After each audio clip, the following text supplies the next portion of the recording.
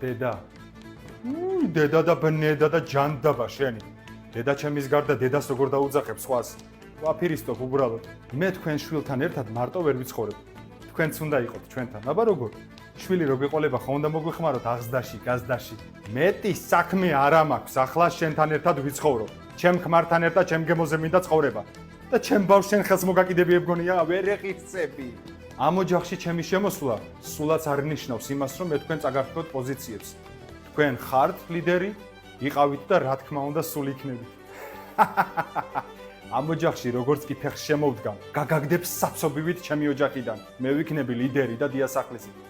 აი ნახეთ, როგორც დგას ავეჯი, ყველაფერი ისე დარჩება, მე არაფერს არ შევსვი. თქვენ როგორც გესიამოვნებათ, ისე იქნება ყველაფერი დედა. ჩემს გემოზე მოვაწყობ ჩემს სახლს. დედა კი არა, ბნედა ხარ. შენ მოწყდე ერთ დღეს.